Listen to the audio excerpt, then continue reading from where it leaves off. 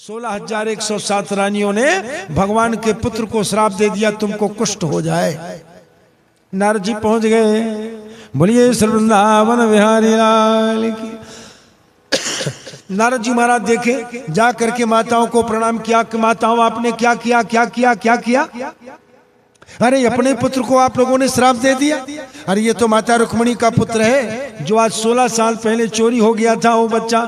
अब इस तरह से ये रानियां जो है हाय हाय करने लगी। इधर माता रुक्मिणी का आंख से आंसू बहने लगा, सुख का आंसू, स्तन से दूध बहने लगा, बायां अंग फड़कने लगा। मैया रुक्मिणी को शुभ शकुन होने लगा। मैया रुक्मिणी सोचती है कि हो न हो यही मेरा संतान है, यही मेरा संतान है।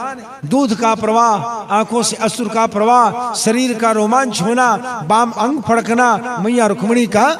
अब इतने में मैया रुक्मिणी दौड़ती है और प्रद्युम्न महाराज को अंक में भर लेती हैं। आज 16 साल के बाद में मैया रुक्मिणी अपने पुत्र को पाती है, जैसे देवकी मैया 12 साल के बाद में भगवान कृष्ण को पाई थी। 12 साल के बाद भगवान का अवतार हुआ मथुरा में, रातों रात चले गए गोकुल। 5 साल गोकुल, 6 साल वृंदावन, 12वें वर्ष में भगवान मथुरा गए। तब तो फिर देवकी माता से मुलाकात हुआ। तो देवकी माता 12 साल के बाद में अपने पुत्र कृष्ण को मिली थी और आज मैया रुक्मिणी अपने पुत्र प्रद्युम्न को 16 वर्ष के बाद मिलती। भगवान के नारियों ने कहा, नारद जी महाराज श्राप तो दे दिया हमने, अब इनका उद्धार का उपाय भी आप बताओ। तब नारद जी ने कहा कि हे माताओं, सारे संसार की बीमारी को दूर करने का एक उपाय है भगवान सूर्यनारायण का आराधना। जाओ भगवान सूर्यनारायण का आराधना करो। इस तरह से नारद जी महाराज बोले, भगवान कृष्ण के 16,108 रानियां सूर्यनारायण की आराधना करती हैं। अब इनके आराधना से प्रद्युम्न महाराज का कुष्ठ का रोग दूर हो जाता है। बोलिए श्री वृंदावन बिहारी लाल की जय। राजा परीक्षित ने पूछा कि हे गुरुदेव, आपने बताया कि प्रद्युम्न महाराज के हरण होने के बाद भगवान के 16,107 विवाह और हुआ है। ये विवाह कैसे हुआ महाराज? आप कृपा करके बताओ महाराज।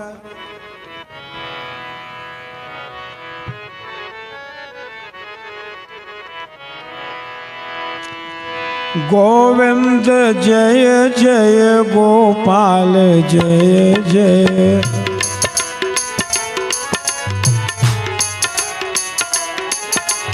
गोविंद जय जय गोपाल जय जय।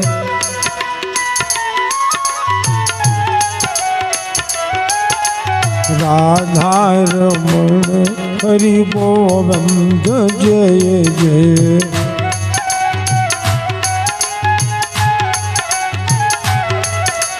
राधा रमण हरि गोविंद जय जय।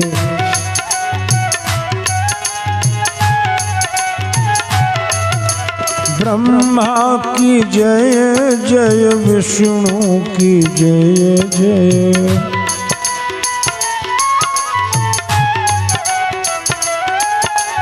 ब्रह्मा की जय जय, विष्णु की जय जय।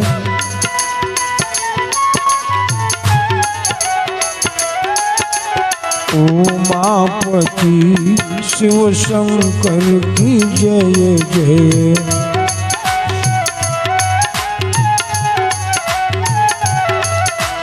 उमापति शिव शंकर की जय जय।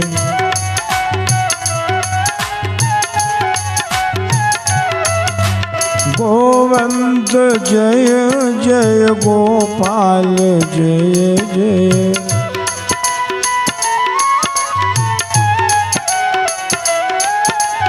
गोविंद जय जय गोपाल जय जय।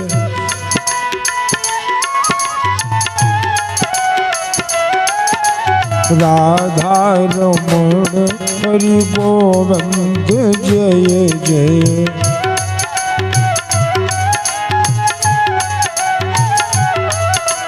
राधा रमण हरि गोविंद जय जय।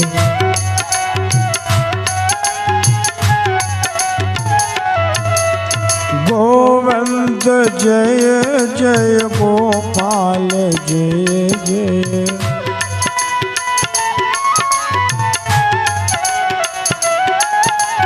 गोविंद जय जय गोपाल जय जय।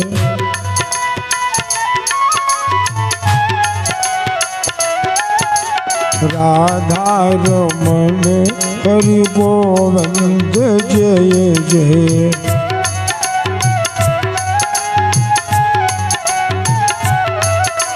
राधा रमण हरि गोविंद जय जय।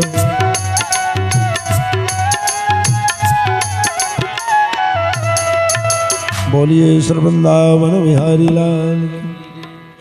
राजा परीक्षित ने पूछा कि गुरुदेव, प्रद्युम्न के हरण होने के बाद भगवान का 16,107 विवाह कैसे हुआ? सुखदेव महाराज बोले कि राजा परीक्षित, द्वारिकापुरी में दो भाई रहते थे, सत्रजित और प्रसेनजित। ये सत्रजित भगवान सूर्य नारायण का बहुत बड़ा उपासक था। इनकी उपासना से प्रसन्न होकर के भगवान सूर्य नारायण को सत्रजित को एक मणि दिया। उस मणि में 8 गुना सोना निकलता था, 8 गुना सोना। वो मणि में सूर्य जैसा प्रकाश, जहां वो मणि रहता वहां किसी प्रकार का बीमारी, सर्प बिच्छू का भय नहीं रहता था, दुष्काल का भय नहीं रहता था। सूर्य जैसा प्रकाशमान था वो मणि। और उस मणि में 8 गुना, 10 तोला वजन था मणि, तो 80 तोला सोना निकलता था प्रतिदिन वो मणि से। ऐसा मणि सूर्य नारायण भगवान ने दिया। सत्रजित पाके बड़ा प्रसन्न हुआ। एक दिन सत्रजित उस मणि को पहन करके भगवान के दरबार में गया बैठने। दरबार में आते हुए सत्रजित को देखा, मणि से प्रकाश निकल रहा था। दरबार में बैठने वाले दरबारियों ने कहा कि द्वारिकानाथ, आज आपका दर्शन करने के लिए सूर्य नारायण भगवान आ रहे हैं, क्योंकि रोज रोज कोई न कोई देवता द्वारिका में आते भगवान का दर्शन करने के लिए। और ये सत्रजित को देख करके द्वारिका वासियों ने समझ लिया कि भगवान कृष्ण आ रहे हैं। भगवान ने कहा कि नहीं नहीं भैया, एक सूर्य नारायण हमारा दर्शन करने नहीं आ रहे हैं। कहे तो ये तो सूर्य नारायण का दिया हुआ मणि को पहन करके सत्रजित आ रहा है। बस इतना बोले सत्रजित पहुंचा दरबार में और अपने से बड़ों को प्रणाम किया। प्रणाम आशीर्वाद के आसन में जाके बैठ गया। जैसे सत्रजित आसन में जाके बैठा, जितने दरबार में बैठे थे सबका ध्यान उधर चला गया। कैसे? जैसे अभी चढ़ाने वाले तो चढ़ाने आए हैं, पर सबका ध्यान उधर चला गया, कथावाचक की तरफ नहीं गया।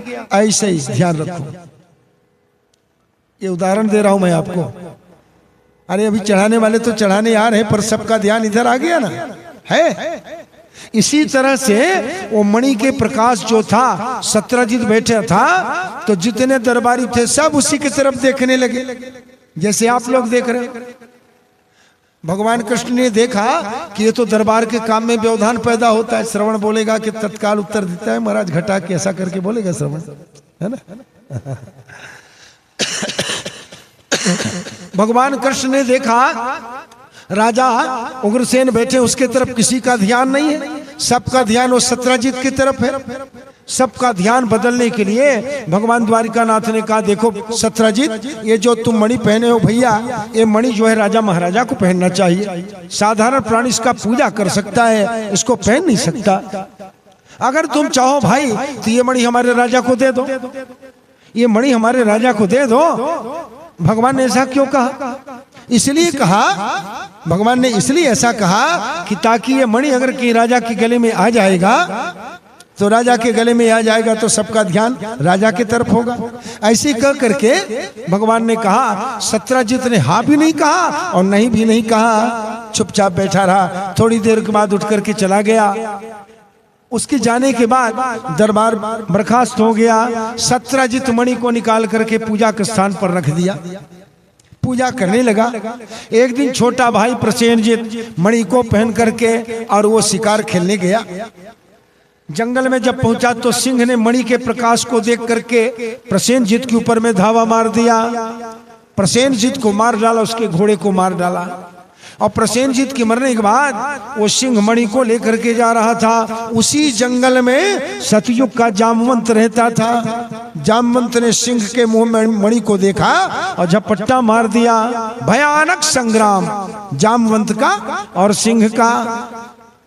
बस थोड़ी देर के बाद में जामवंत ने मार डाला शेर को और मणि को लेकर के चला गया। कहाँ गया? वृंदावन बिहारी लाल की। एक छोटा सा भजन सुनाओ भाई। चलो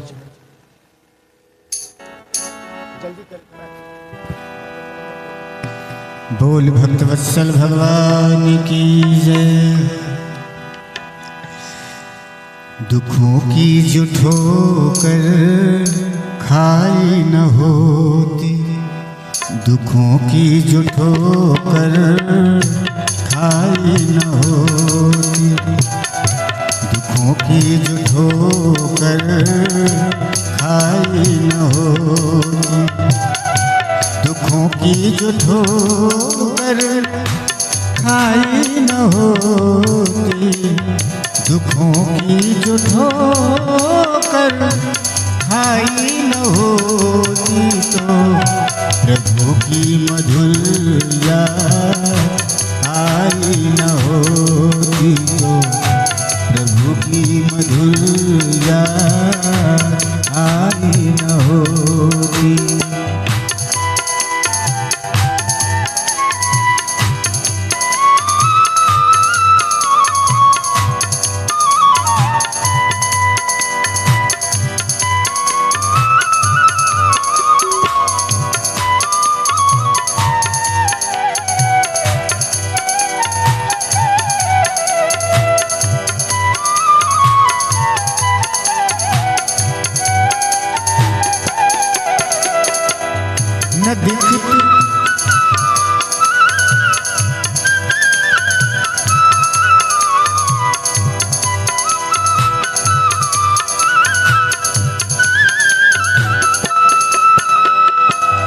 न दिखते प्रभु के ये शुभ रंग न्यारे, न दिखते प्रभु के,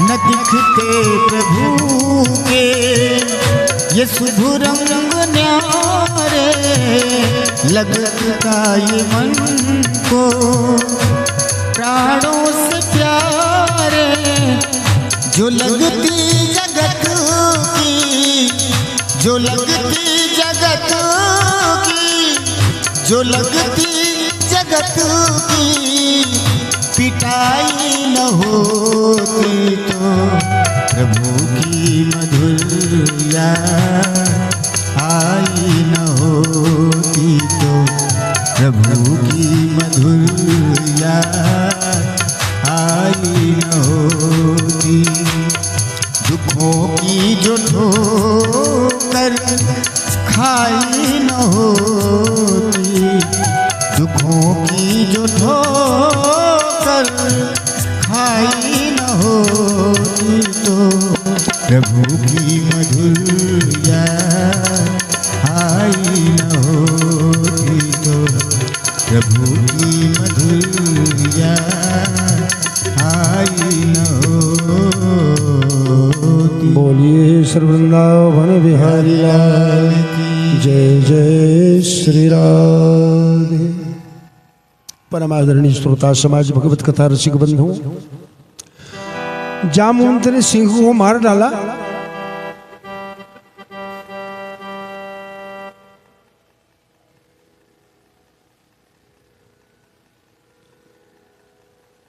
सुखदेव मुनि बोले कि राजा परीक्षित, जामवंत ने मार डाला सिंह को और सिंह को मार करके मणि को लेकर के अपने गुफा में चला।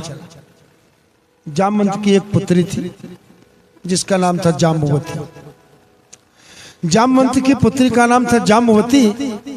जामवंत की धर्मपत्नी स्वतंत्र माने नहीं थी। बच्ची के लालन पालन करने के लिए उसने एक नारी को बच्ची की रक्षा करने के लिए रखी थी। उसको संस्कृत में कहते आया, संस्कृत में कहते धाया, अंग्रेजी में कहते आया।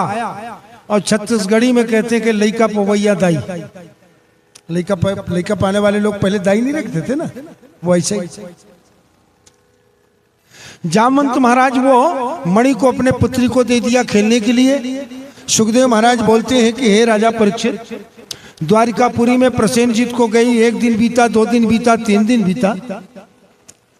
3 दिन तक के जब प्रसेनजीत नहीं लौटा तब सत्यजीत लोगों के पास में कहना शुरू कर दिया कि मेरे पास में कृष्ण जी ने मणि को मांगा था, मैंने मणि को नहीं दिया और मणि के लोभ में कृष्ण मेरे भाई को मरवा डाला। करणे करणे जपन जना, एक कान से 2 कान से घूमते बाद भगवान कृष्ण के पास पहुंच गया। भगवान कृष्ण ने मन में विचार किया, देखो रे भैया, हमने तो मणि लिया नहीं, अब हमारे पर में मणि चोरी का कलंक लग गया, तो कहीं क्या करें? जब तक के मणि ढूंढ करके नहीं लाएंगे तब तक के बात बनने वाली नहीं है। भगवान कृष्ण 10, 20, 50 जदवंशियों को साथ में लिए और साथ में लेकर के मणि ढूंढने के लिए गए। कुछ लोग पश्चिम गए, कुछ लोग पूरब गए, कुछ लोग उत्तर गए, कुछ लोग दक्षिण गए और 10-20 साथियों के साथ में भगवान उत्तर दिशा के तरफ चले गए। जब ये जंगल में पहुंचे, थोड़ी दूर में क्या देखा? प्रसेनजीत का शव पड़ा था, घोड़े का शव पड़ा था। अरे देखो, ये प्रसेनजीत का शव है, ये घोड़े का शव है, तो मणि भी यहीं कहीं पर होगा, ढूंढो। तो आगे गए तो शेर मरा पड़ा था। अरे क्या बात है, यहाँ सिंह का अवशिष्ट दिखाई दे रहा है, क्या बात क्या है? आगे जब बढ़े तो विशाल गुफा दिखाई दिया।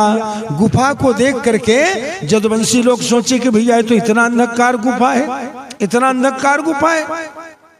भगवान ने कहा, एक काम करो, तुम लोग बाहर में रह करके मेरा रास्ता देखो, मैं अंदर जाके देखता हूँ मणि है क्या। ऐसे कह करके भगवान जदवंशियों को बाहर में खड़ा कर दिया। स्वयं गुफा के अंदर गए। इतना अंधेला, इतना अंधेला, इतना अंधेला, इतना अंधेला। अंधेले में भगवान बढ़ते गए, बढ़ते गए, बढ़ते गए। जैसे आगे बढ़े, उधर से नीला प्रकाश चला रहा था। नीले प्रकाश को देख करके और भगवान आगे बढ़े। आगे बढ़े तो क्या देखा? एक लड़की रो रही है। और लड़की जब रो रही है तो लड़की की रक्षा करने वाली माता जो है गाना गा रही है।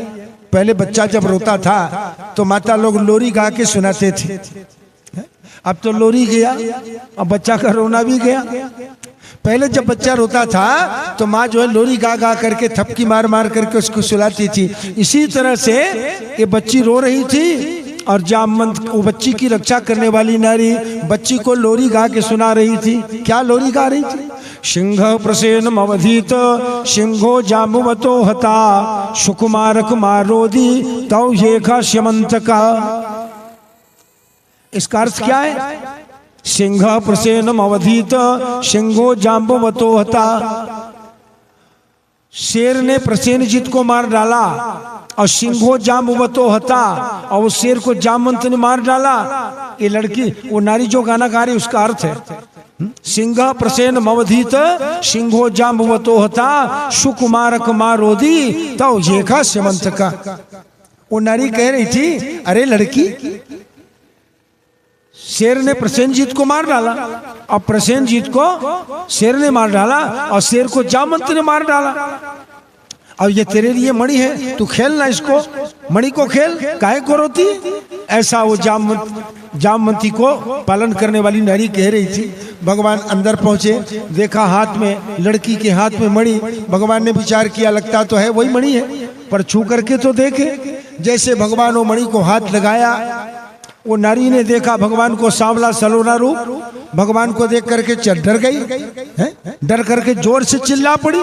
इसके चिल्लाने की आवाज जंगल में गूंजा, जामवंत महाराज के कान पर पड़ा।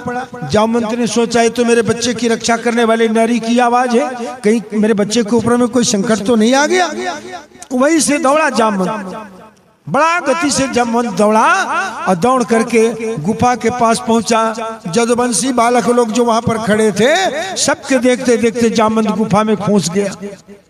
अंदर पहुंचा, भगवान के हाथ में मणि देखा। जामवंत सोचा कि ये कोई चोर है। देखो भाई, भगवान को द्वारिका में भी मणि चोरी का कलंक लगा और वो बच्चे की रक्षा करने वाले नारी भी भगवान को चोर समझ लिया, और यहाँ जामवंत भी उसको देख करके चोर समझ रहे हैं। जामवंत समझे कि चोर है, मणि चोरी करने आया। बस आओ देखा ना ताव देखा, उठाया मारा, घूसा मार दिया। इतना घूसा मारा भगवान को, मणि हाथ से छूट करके गिर गई। अब तो भगवान ने सोचा कि चलो मणि हाथ तो गया, अब ये पूछ भी नहीं रहा है कि कौन हो भाई, कैसे आए हो भाई, उठाया और मार दिया। और जब तुमने मार दिया तो हमको मारने में क्या है। भगवान भी घूसा उठाए मारे, उधर से जामवंत मारा, फिर भगवान मारे। अब तो लड़ाई शुरू हो गया, भीषण लड़ाई भगवान का और जामवंत का गुफा के अंदर में।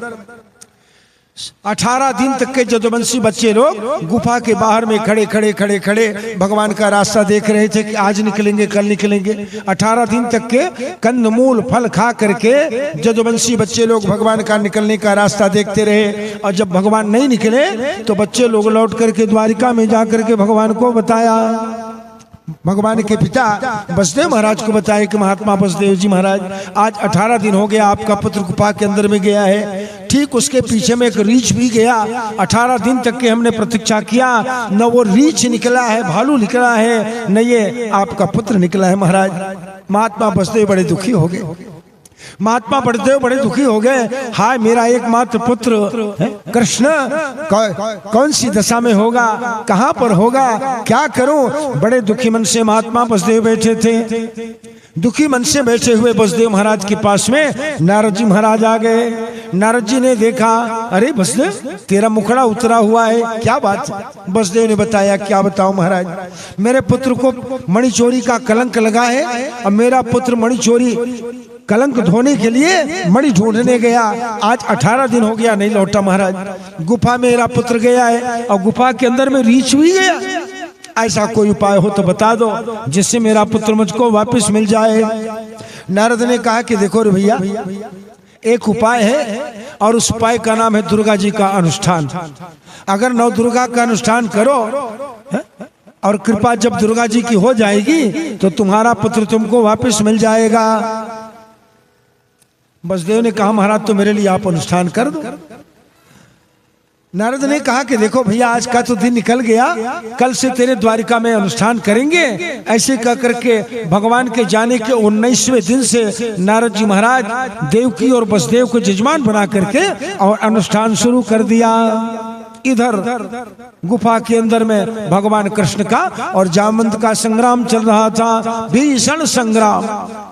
दोनों बिना अन्न के बिना जल के वो उसको मारता, वो उसको मारता। ऐसे संग्राम करते करते करते करते 27वां दिन का संग्राम चल रहा था। 27वां दिन का संग्राम चल रहा था। न भगवान कुछ खाए हैं न जामवंत कुछ खाया है। इतना संग्राम चल रहा है, आखिर में जामवंत ने, और देखो अंतर किस बात का था। जामवंत जब घूसा मारते थे भगवान को तो भगवान को कैसे लगता था जैसे मतवाला हाथी को कोई फूल की माला से मारे। मतवाले हाथी को कोई फूल की माला से मारेगा तो दर्द होगा क्या। भगवान जब घूसा मारते थे तो जामवंत को कैसे लगता था कि जैसे पहाड़ के ऊपर में गाज पड़ गया हो, जैसे पहाड़ के ऊपर में गाज पड़ गया हो। इस तरह से भीषण दर्द होता था जामवंत को। 27 दिन के भगवान के घूसा से मार खा खा करके जामवंत का सारा शरीर जर्जर हो गया।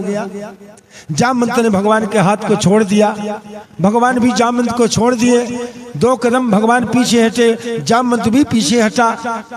जामवंत भगवान का मुखड़ा देख रहा था और भगवान जामवंत के मुखड़ा देख रहे थे। भगवान मंद मंद मुस्कुरा रहे थे और जामवंत हाँफ रहा था, कांप रहा था। जामवंत सोचने लगा, ये कैसा मानव भैया, ये कैसा मनुष्य। आज 27 दिन हो गया मेरे साथ में भीषण संग्राम करते करते करते ये अन्न भी नहीं लिया, जल भी नहीं लिया, भोजन भी नहीं लिया। क्या बात है, कौन है ये। लगता है कि कोई साधारण मनुष्य नहीं है, ये कोई साधारण मनुष्य नहीं है। क्या बात है, कौन है, क्या बात है, कौन।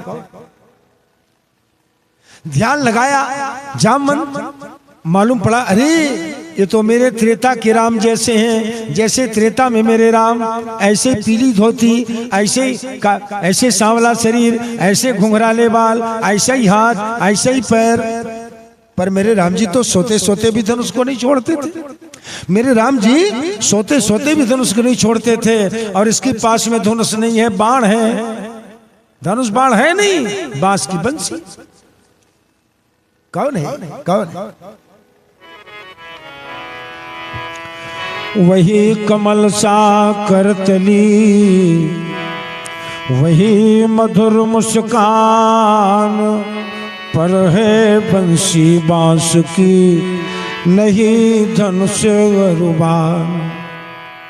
जामवंत सोचने लगे, त्रेता वाले मेरे राम जी तो सोते सोते भी धनुष को नहीं छोड़ते थे, और ये त्रेता वाले मेरे राम जैसे दिख रहा है, पर इसके हाथ में धनुष बाण नहीं, बांस की बंसी। क्या बात है, क्या बात है। जामवंत के मन में ऐसा भाव हुआ, और भगवान ने अपना जो मुरली मनोहर रूप था उसको धनुषधारी दिखाया। जैसे भगवान को धनुषधारी रूप में देखा, जामवंत दौड़ गया, भगवान के चरणों पर गिर पड़ा।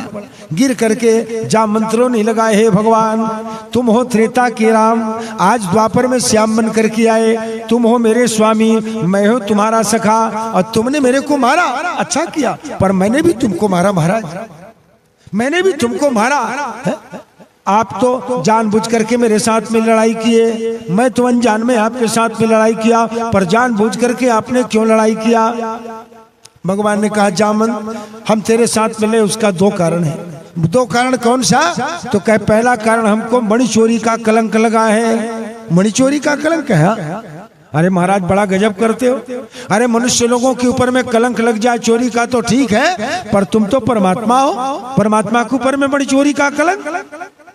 भगवान ने कहा कि देखो जामवंत, जब ये मणि चोरी का कलंक हमारे ऊपर में लगा, तो हम ये नारद जी एक दिन आए, तो हमने नारद जी से पूछा कि नारद जी महाराज, हमने मणि का चोरी तो किया नहीं, पर हमारे ऊपर में कलंक कैसे लग गया? नारद जी ने बताया, हे द्वारिकानाथ, तुम भादों के महीना में गैया के खुर का निशान बना था, उसमें पानी भरा था, और पानी में चंद्रमा की परछाई दिखाई दे रही थी। वो चंद्रमा की परछाई को तुमने देख लिया, इसलिए आपको मणि चोरी का कलंक लग गया। क्या मतलब? कह देखो, भादों के महीना में जिस दिन नारियां तीजा रहती हो आप लोग, तीजा के बिहान दिन गणेश चौथ होता है, गणेश चौथ के चंद्रमा को नहीं देखना चाहिए, और जो देखता है गणेश चौथ के रात के चंद्रमा को, उसको बेकार का बेकार मिथ्या कलंक लग जाता है, मिथ्या कलंक लगता है। अब चंद्रमा में ऐसा कौन सा दोष है जो देखने वाले को मिथ्या कलंक लगता है? हुआ ये था, एक बार भादों के महीना में चौथ तिथि को गणेश जी महाराज छोटे छोटे हाथ पार वाले, बड़े पेट वाले चले जा रहे थे। भादों का महीना, गणेश जी का पैर फिसल गया, गणेश जी गिर पड़े। गणेश जी जब गिर पड़े तो देख रहा था चंद्रमा, चंद्रमा को हंसी आ गई, चंद्रमा हंस दिया। चंद्रमा को हंसते देखा तो गणेश जी को गुस्सा हो गया। गणेश जी ने कहा, अरे मूर्ख चंद्रमा, एक तो तेरा प्रकाश कम है, चौथ का चंद्रमा, और मैं गिर गया तो तू दांत नहीं पोड़ रहा है, हंस रहा है। जा, मैं श्राप देता हूँ तेरे को, आज के दिन जो तेरा मुखड़ा देखेगा उसको मिथ्या कलंक लग जाएगा। इस तरह से गणेश जी ने श्राप दे दिया था। उसी दिन से भादों के चौथ के चंद्रमा को नहीं देखना चाहिए, और जो देखता है उसको मिथ्या कलंक लगता है। अब स्वाभाविक है भाई, कोई भी आदमी भादों के चौथ के चंद्रमा को देख लेगा, अरे वैसे भी निगाह चला जाता है तो देखने वाले को कलंक लग जाएगा। हाँ, कोई संदेह की बात नहीं है। जब भगवान को कलंक लग गया, वो भी गैया के खुर के निशान में देखने पर कलंक लग गया, तो जो सीधा चंद्रमा को देखेगा उसको तो बड़ा कलंक लग जाएगा। तो क्या करना चाहिए? अगर भादों के चौथ के चंद्रमा को देख लो तो दोष मिटाने के लिए क्या करना चाहिए? तो ये श्रीमद् भागवत के 10वें स्कंध के 55वें और 56वें अध्याय पर श्यामंतक मणि की कथा है। उस कथा को आप सुन लो या पढ़ लो तो आपको दोष नहीं लगेगा। पढ़ लो तब भी दोष दूर हो जाएगा, सुन लो तब भी दोष दूर हो जाएगा। अगर पढ़ भी नहीं पाए तो और सुन भी नहीं पाए तो देखो, भागवत कहते हैं सुख सागर जो है उसका उल्टा है। सुख सागर में ही पढ़ लो, भागवत में सुन लो या पढ़ लो, और पढ़ भी नहीं पाए और देख भी नहीं पाए तो इसके लिए संतों महात्माओं ने उपाय बनाया। अगर भादों के चौथ के चंद्रमा को देख लिया, और अगर कहीं ये भागवत में जो श्यामंतक मणि की जो चोरी की कथा है इसको नहीं पढ़ पाए, नहीं सुन पाए, तो क्या करना चाहिए? तद्दिने इष्टकान प्रक्षेप प्रश्नादि गाली ग्रहणादि कुर्यात्। अर्थात भादों के चौथ के चंद्रमा को जब देख लो तो छोटा से कंकड़ उठा के किसी के घर में मार दो, रात को ही मार दो। और जब कंकड़ मारोगे तो घर वाला गाली देगा, कौन हमारे घर में छप्पर में है कंकड़ मार रहा है, पत्थर मार रहा है, ऐसा गाली देगा। गाली देने वाले की गाली को चुपचाप सुन लो तो ये दोष दूर हो जाएगा। और बड़ा वाला पत्थर मत मारना भैया, नहीं तो खोपड़ा फूट जाएगा, जमानत बड़ा मुश्किल हो जाएगा। और इस तरह से भगवान ने बताया ये बात को जामवंत को। जामवंत ने कहा महाराज ये तो आपने दो कारण बताया, पहला कारण आपको मणि चोरी का बताया और दूसरा कारण आपने बताया कौन सा? दूसरा कारण कौन से आपने मेरे साथ में लड़ाई किया? तब भगवान द्वारिकानाथ बोले हे जामवंत महाराज, त्रेता युग में तुम मेरे साथ में लंका गए थे लड़ाई करने। त्रेता में राम रावण का जब संग्राम हुआ, बोलिए श्री वृंदावन बिहारी लाल की।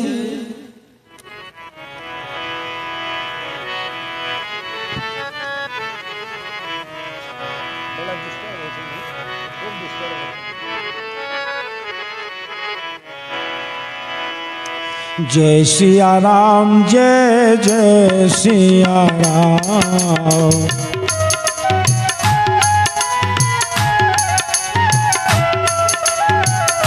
जय सिया राम, जय जय सिया राम।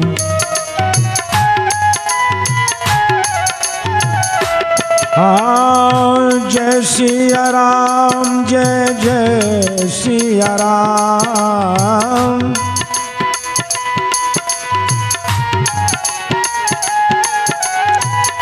जय सिया राम, जय जय सिया राम।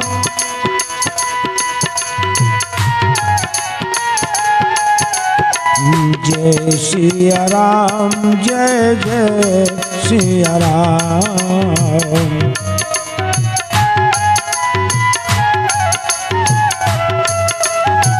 जय सिया राम, जय जय सिया राम।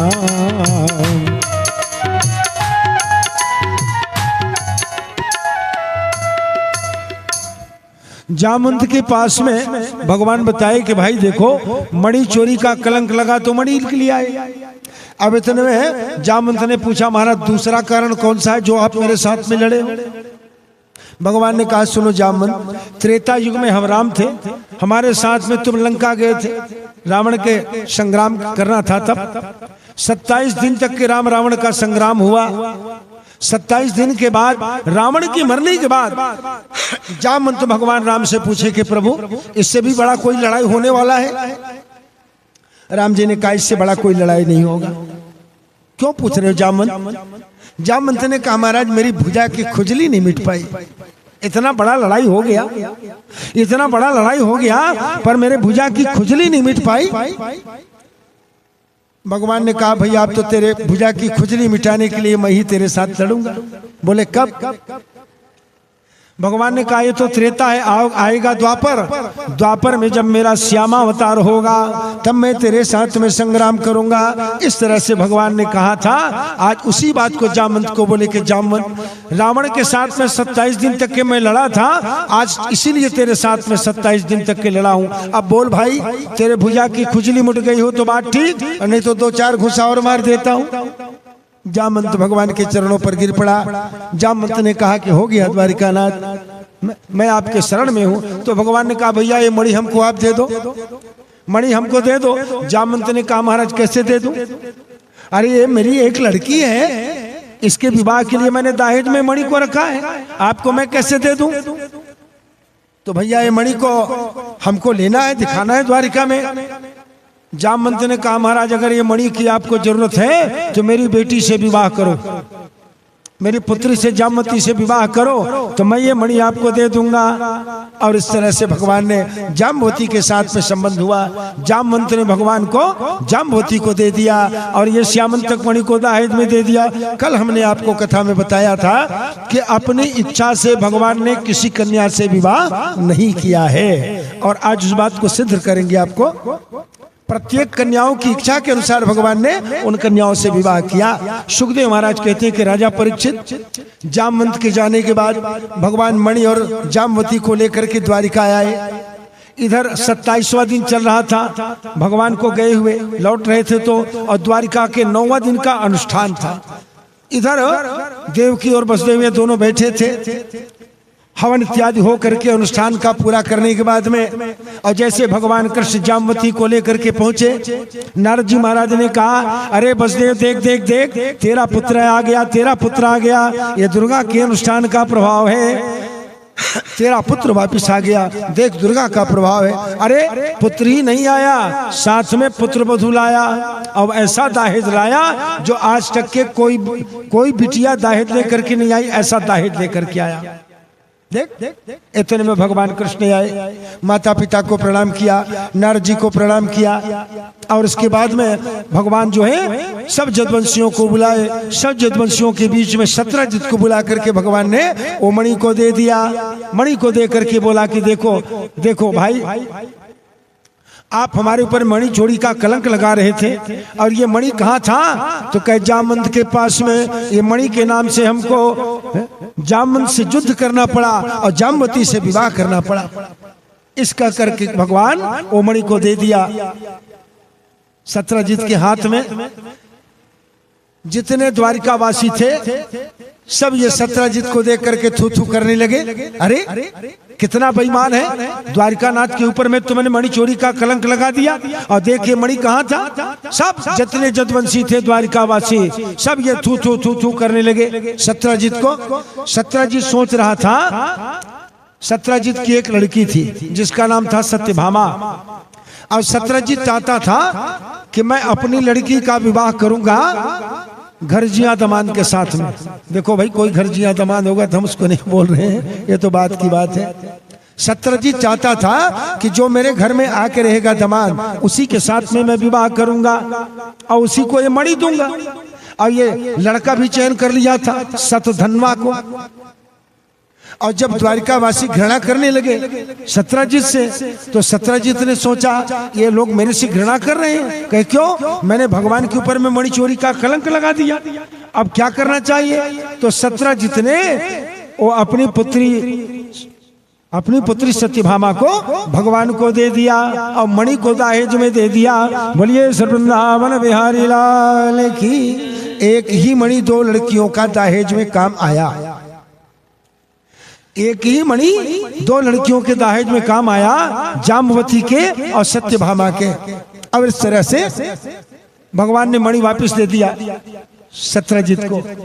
सत्रजित ने कहा कि द्वारिकानाथ ये मणि मैंने आपको दिया है। भगवान ने कहा भैया ये मणि को कौन कहे, तुम्हारे पास में जितना संपत्ति है सब हमारा ही है, सब हमारा है, तो ये मणि भी अपने पास रखे रहो। जानबूझ करके भगवान ने मणि को दे दिया सत्रजित को। कहे क्यों दे दिया? इसलिए दे दिया कि देखो ईश्वर और जीव के बीच में, गहराई से सुनना, ईश्वर और जीव के बीच में दो घाटी है मेरे भैया। ईश्वर और जीव के बीच में दो घाटी। दो घाटी कौन सा? तो कहे कामनी और कंचन। ध्यान से सुनना, कामनी और कंचन ये दो घाटी ऐसा घाटी है जो परमात्मा से जीवात्मा को मिलने नहीं देता। अगर ये दो घाटी को पार कर लिए तो परमात्मा से मिलने में कोई विलंब नहीं है, ध्यान देना। इसीलिए भगवान ने जानबूझ करके मणि को सत्रजित को दे दिया कि सत्रजित ये मणि तुम अपने पास में रखो। भगवान ये दिखाना चाहते हैं कि बड़े से बड़े संत, बड़े से बड़े भक्त, बड़े से बड़े महात्मा का नियत कामनी और कंचन डुला देता है, ये दिखाना चाहते थे, इसलिए सत्रजित को दे दिया मणि। अब भगवान द्वारिका में रह रहे हैं। एक दिन भगवान को मालूम पड़ा कि पांडव लोगों को कौरव लोगों ने लाख के घर में जलाने का प्रयास किया है, पर पांडव लोग बच गए। पांडवों से मिलने के लिए भगवान उनके पास जंगल चले गए। भगवान इधर जब गए पांडवों से मिलने, अब इधर देखो अक्रूर जी महाराज जानते हैं कि सत्रजित के पास में मणि है। अब अक्रूर जी महाराज जान रहे थे, क्या जान रहे थे? कि मणि बड़ा कीमती है। तो अक्रूर जी महाराज और कृतवर्मा ये दोनों मिल करके चले गए शतधन्वा के पास में। शतधन्वा के पास में जाकर के बोले कि अरे शतधन्वा, देखिए सत्यजित लड़की तेरे को देना चाहता था सत्यभामा को और दे दिया कृष्ण को। लड़की तो हाथ से गई, अभी भी संपत्ति है, मणि है, 80 तोला रोज सोना देने वाला मणि अभी भी शतरंजित के पास में है। अगर तुम चाहो तो शतरंजित को मार डालो, अभी द्वारिका में कृष्ण नहीं है, शतरंजित को मार डालो और मार करके मणि को तुम प्राप्त कर लो। देखो भैया शिखावा बात में आ गया शतधन्वा। भगवान तो चले गए थे पांडवों के यहाँ, रात के समय शतधन्वा गया पशु की तरह जा करके और शतरंजित के गर्दन को काट दिया, शतरंजित का गर्दन कट गया और मणि लेकर के शतधन्वा भागा। भागते भागते कहाँ गया? जो सिखोएगा उसी के पास में तो जाएगा। शतधन्वा मणि लेकर के अक्रूर जी के पास में गया। अक्रूर जी देखो मैं मणि ले आया, देखो देखो मैं शतधन्वा को मार डाला, मणि को ले आया। और ये मणि को तो प्राप्त करना चाहता था अक्रूर जी, इसलिए अक्रूर जी ने चाल चला। अक्रूर जी ने कहा ए भैया तू भाग भाग भाग यहाँ से, चल जल्दी भाग यहाँ से। महाराज क्यों? अरे भगवान कृष्ण के ससुर को तुम मार दिए। भगवान कृष्ण कौन है मालूम है? ये देखो ये कूटनीति चल रहा है अक्रूर जी, इसी को कहते हैं कूटनीति। अक्रूर जी महाराज कहते हैं चल भाग भाग भाग यहाँ से। अरे भगवान कृष्ण के ससुर को मार दिए। भगवान कृष्ण कितने बलवान मालूम? 6 दिन में पूतना को मारे, 1 महीना में शक्टासुर को मारे, 6 महीना में तृणावर्त को मारे, बकासुर को मारा, अघासुर को मारा, कंसासुर को मारा, बड़े बड़े राक्षसों को मारने वाला। अगर तुम हमारे पास में रहोगे भैया तो कृष्ण तुमको हमारे पार वाला मान लेगा, हमारे से भागो भागो भागो। अक्रूर जी ने कूटनीति चला। शतधन्वा वो मणि को लेकर के आया था, फेंक दिया अक्रूर जी के पास में और फेंक करके भाग गया। और यही चाहता था अक्रूर ताकि ये मणि मेरे को मिल जाए। अक्रूर जी ने मणि को उठा लिया, मखमली कपड़े पर छिपा लिया और ले जा करके महल के अंदर में रख दिया। इधर सत्यभामा पिता के मरने के बाद रोती बिलखती भगवान के पास गई। भगवान के पास में जा करके और सारी बात को बताई सत्यभामा ने। सारी बात को सुन करके भगवान पांडवों के यहाँ से सत्यभामा को लेकर के आए और द्वारिका में सत्यभामा को छोड़ करके कृष्ण और बलराम दोनों रथ में बैठे शतधन्वा का पीछा किया। प्राण बचाने के लिए शतधन्वा भागा, मिथिला नगरी के किनारे पहुंच गया। भगवान ने चक्र उठाया, चक्र छोड़ दिया, शतधन्वा का गर्दन कट गया। भगवान रथ से उतर करके शतधन्वा के पास गए, जा करके अंटी छू करके देखते हैं कि वो मणि कहाँ है, मणि कहाँ, मणि कहाँ। भगवान तो जानते हैं कि मणि अक्रूर के पास में है, पर जानबूझ करके भगवान खोज रहे थे। और जब मणि नहीं मिला तो भगवान आकर के बलराम जी को बताए कि दाऊ भैया ये शतधन्वा को हम बेकार मार दिए, मणि तो इसके पास में नहीं है। बलराम जी ने कहा देख कृष्ण ये तेरा ससुराती मामला है भैया, ये मणि तेरे ससुराल का है। अब मैं तो यहाँ पर आ गया तो मैं थोड़ा जनकपुर जाऊंगा अपने मित्र जनक से मिलने के लिए। बलराम जी रथ से उतरे और जनकपुर चले गए। भगवान कृष्ण द्वारिका आए और द्वारिका आकर के सीधे अक्रूर जी के पास में गए। अक्रूर जी के पास में जाकर के और भगवान ने कहा अक्रूर जी महाराज मैं जानता हूँ मणि तुम्हारे पास में है, मणि तुम्हारे पास में है, पर बलराम जी को विश्वास नहीं हो रहा। अगर आप मणि मेरे को दिखा दो तो मैं बलराम जी को मणि दिखा करके आपको वापस कर दूंगा। भगवान की चिकनी चुपड़ी बातों में अक्रूर फंस गया और ला करके मणि को भगवान को दे दिया। भगवान यही तो चाहते थे। देखो अक्रूर जब तुम हमको लेने के लिए गए थे वृंदावन तो हमारे पैर के धूल में लौट गए थे, अब आज ये मणि के लोभ में ऐसे पड़ गए। इसीलिए तो कहते हैं कामनी और कंचन ये 2 घाटी जीव और परमात्मा के बीच में घाटी है। ये 2 घाटी को जो पार कर लेता है वो परमात्मा को पार करने में पाने में कोई विलम्ब नहीं है। बोलिए श्री वृंदावन बिहारी लाल। हरे हरे गोविंद बोल रे मनोवा, हरे हरे गोविंद बोल।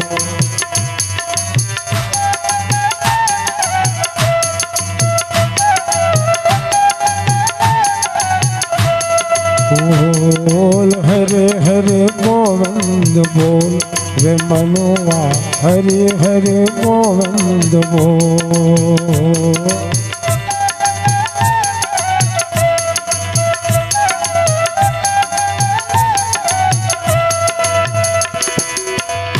मुरली मनोहर कृष्ण कन्हैया,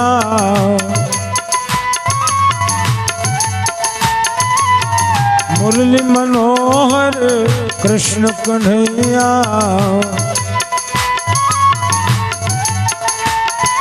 धेनु चरैया तू बोल रे भैया, हरे हरे हरे हरे गोविंद बोल रे मनुआ, हरे हरे गोविंद बोल।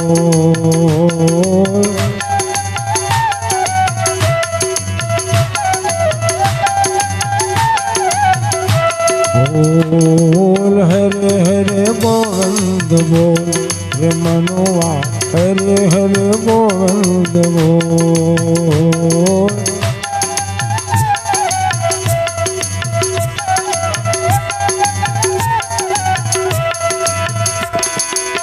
मुरली मनोहर कृष्ण कन्हैया,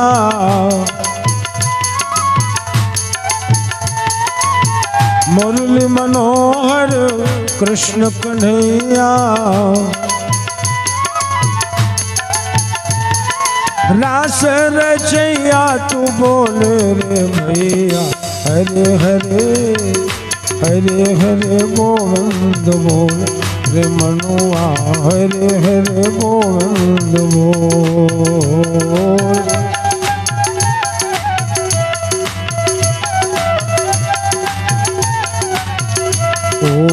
बोल हरे हरे गोविंद बोल रे मनुआ, हरे हरे गोविंद बोल।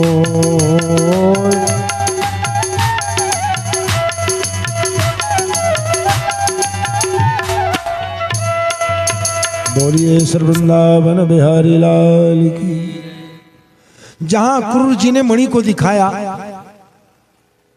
कुछ देरी के बाद में भगवान ने मणि अक्रूर जी को वापस दे दिया। बलराम को नहीं दिखाए भगवान, बस वो मणि को देखे और वापस अक्रूर जी को दे दिया। अक्रूर जी महाराज वो मणि को पाए और गले में पहन लिया और काशी नगरी चले गए। काशी नगरी जाकर के दिखाते महाराज अक्रूर जी महाराज, देखो मैं मणि पहना हूं, मणि पहना हूं, लोगों को दिखाया तात्पर्य। और इस तरह से भगवान अक्रूर जी के अंदर में जो छिपा हुआ जो लोभ था उसको समापन कर दिया। भगवान पांडवों से मिल नहीं पाए थे, फिर चले गए पांडवों के यहाँ। भगवान पांडवों के यहाँ गए और जा करके भगवान कृष्ण पांडवों के साथ रहने लगे। एक दिन अर्जुन कृष्ण दोनों रथ में बैठे, भ्रमण करते करते करते जमुना जी के किनारे आए। जमुना जी के किनारे आए तो दोनों बैठ गए। जमुना के किनारे आकर के दोनों बैठ गए। भगवान का मुखड़ा जमुना जी की तरफ और अर्जुन का मुखड़ा भगवान की तरफ। भगवान देख रहे थे जमुना जी में एक लड़की खड़ी है। लड़की जमुना जी के बीच धार में एक लड़की खड़ी है, सूर्य नारायण की तरफ मुंह करके वो कुछ कह रही है। भगवान ने अर्जुन से कहा कि अर्जुन पता करो भैया ये कौन है, किसकी आराधना कर रही है और क्या चाहती है। भगवान के कहने पर अर्जुन जाते हैं और जा करके पूछते हैं कि देवी तुम कौन हो, किसकी आराधना कर रही हो और क्या चाहती हो। उस लड़की ने कहा कि महाराज मेरा नाम कालिंदी है, मैं भगवान सूर्यनारायण की पुत्री हूँ। भगवान को कृष्ण को पति के रूप में पाने के लिए मैं तपस्या कर रही हूँ। अर्जुन जाके भगवान को बताए।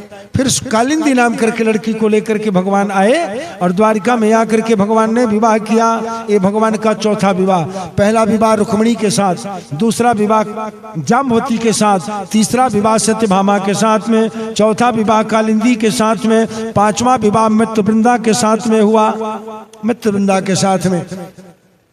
छठवां विवाह भगवान अयोध्यापुरी के राजा नग्नजीत के यहाँ हुआ। राजा नग्नजीत जो था उसकी पुत्री का नाम था नागनजीती। नागनजीती अयोध्या के राजा 7 साढ़ को पाल करके रखा था। प्रतिज्ञा कर दिया था कि जो 7 साढ़ को एक साथ नाथ देगा उसी के साथ में मैं अपनी लड़की का विवाह करूंगा। इस तरह से बोलिए श्री वृंदावन बिहारी लाल की। बड़े बड़े राजा महाराजा लोग गए। अरे वो 60 लोग मनुष्य का शरीर का दुर्गंध पा करके बिफर जाते थे, इतने 60। पर भगवान गए और सातों साण को एक साथ में नाथ दिया, एक साथ में नाथ दिया। नागरजीती से विवाह किया, लक्ष्मणा से विवाह किया, मत्स्यवृंदा से विवाह किया और दो भाई थे मित्रवृंद और अनुबिंद, उनकी बहन का नाम था मित्रवृंदा। ये दोनों दुर्योधन के पक्का चेला थे।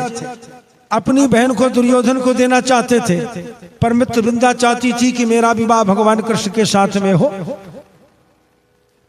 उसकी इच्छा को जान करके भगवान वो स्वयंवर में गए और स्वयंवर में जाकर के मित्रवृंदा का हरण करके भगवान ने विवाह किया। इस तरह से 8 कन्याओं से भगवान ने अलग अलग विवाह किया और इसी तरह से भगवान 16,100 कन्याओं से एक साथ विवाह किया। 8 कन्याओं से अलग अलग विवाह किया और 16,100 कन्याओं से एक साथ विवाह किया। और देखो खास बात, माताओं आप लोग ध्यान लगा के सुनना। देखो, अच्छा आदमी का संतान नालायक हो जाता है, अच्छे आदमी का संतान नालायक, और नालायक आदमी का भी संतान अच्छा हो जाता है। इसका कारण क्या है? अरे भाई, अच्छा आदमी का संतान नालायक क्यों हो गया? अरे आदमी अच्छा है तो संतान नालायक क्यों हो गया? और जब नालायक आदमी है तो संतान अच्छा क्यों हो गया? इसका कारण है, माताएं लोग, आप लोग, गर्भधारण का जब समय आता है उस समय ये प्रभाव पड़ता है। भगवान का बेटा वो राक्षस हो गया, कौन विश्वास करेगा? भगवान का बेटा वो भी राक्षस, ये भी बड़ी उल्टी पुल्टी बात है भाई। भगवान का बेटा है तो राक्षस कैसे, और राक्षस है तो भगवान का बेटा कैसे? एक कथा आपको बताएंगे छोटा से प्यारा से भजन के बाद। चलो बढ़िया से एक भजन सुनाओ, फिर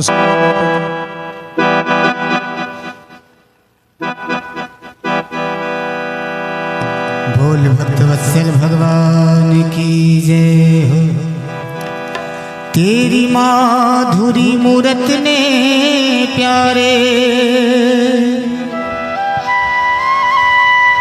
ये तन मन मेरा छीना है, और ये मन तुझ में ही लगा रहे, तो जीना सच्चा जीना है अदा निराली श्याम तेरी, तू सच्चा